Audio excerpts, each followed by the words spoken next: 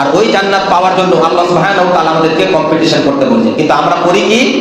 পৃথিবীর জন্য আমরা কম্পিটিশন করি, জমি জায়গার জন্য আমরা কম্পিটিশন করি। আপনাদের আলিয়াতে, এই আলিয়া মোড়ে কেউ যদি 1 কাঠা জমি কিনতে চায়, কত টাকা লাগবে বলেন তো?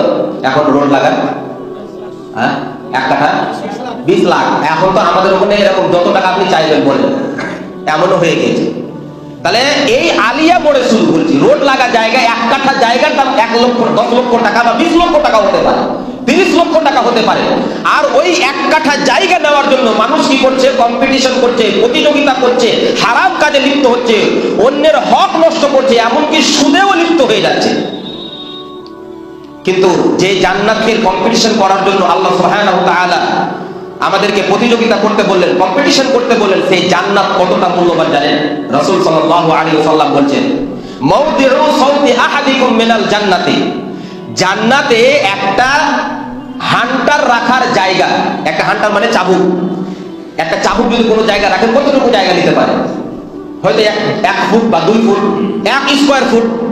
রাসূল সাল্লাল্লাহু আলাইহি ওয়াসাল্লাম বলছেন যে জান্নাতে মাউদিউ সাউতি আহাদিকুম মিনাল জান্নাতে, জান্নাতে একটা হান্টার, একটা চাবুক রাখার জায়গা যতটুকু জায়গা নেই, সেই জায়গা তুলনায় খায়রুম মিনাদ দুনিয়া ওয়া মা আলাইহা, দুনিয়াতে যা কিছু আছে, দুনিয়া এবং দুনিয়াতে যা কিছু নিয়ামত আছে তার চাইতে উত্তম।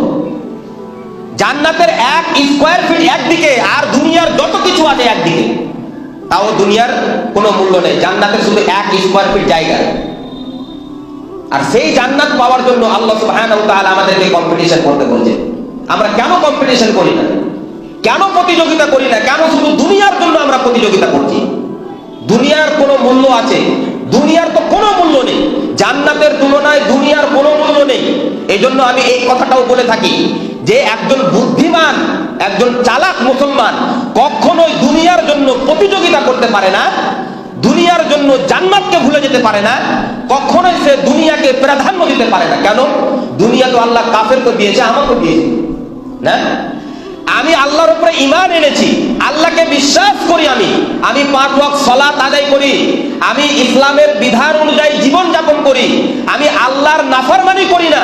আল্লাহ আমাকে দুনিয়া দিয়েছে, আর ওই ব্যক্তিকেও আল্লাহ দুনিয়া দিয়েছে যে ব্যক্তি আল্লাহকে বিশ্বাস করে না, আল্লাহর উপরে ঈমান আনেনি, আল্লাহকে অস্বীকার করে, তাকেও আল্লাহ দুনিয়া দিয়েছে। এখান থেকে তো বুঝে নাও উচিত যে দুনিয়ার কোনো মূল্য নেই। দুনিয়ার যদি মূল্য থাকতো তো আল্লাহ সুবহানাহু ওয়া তাআলা ওই ব্যক্তিকে দিত না যে ব্যক্তি আল্লাহকে অস্বীকার করে। রাসূল সাল্লাল্লাহু আলাইহি ওয়াসাল্লাম হাদিসে বলেছেন, লাউ কানাতিদ দুনিয়া তা'দিলু ইনদাল্লাহি জানাহা বাউদাতিন, যে আল্লাহ সুবহানাহু ওয়া তাআলার নিকট যদি দুনিয়ার মূল্য মশার ডানার সমপরিমাণ হতো, মা সাকা মিনহুম শুরবাতা মাইন, মা সাকা কাফিরান শুরবাতা মাইন, তাহলে কোন কাফিরকে আল্লাহ সুবহানাহু ওয়া তাআলা 1 ফোঁটা পানিও পান করাতেন। দুনিয়ার কোনো মূল্য নেই, আল্লাহর নিকট দুনিয়ার কোনো মূল্য নেই। আর সেই দুনিয়ার জন্য আমরা এত প্রতিযোগিতা করছি যে আমরা জান্নাতকে ভুলে গিয়েছি, পরকালকে ভুলে গিয়েছি, আমরা আল্লাহকে ভুলে গিয়েছি, কবরে কি হবে সেটা ভুলে গিয়েছি, হাসরের মাঠে আমার কি অবস্থা হবে সেটাও আমরা ভুলে গিয়েছি। একবারও আমাদের খেয়াল আসে না যে আমাকে মরতে হবে, আমাকে কবরে গিয়ে প্রশ্নের উত্তর দিতে হবে, আল্লাহর সামনে জবাব দিতে হবে। এই খেয়াল একবারও আসে না। দুনিয়া নিয়ে এত ব্যস্ত হয়ে গেছি আমরা।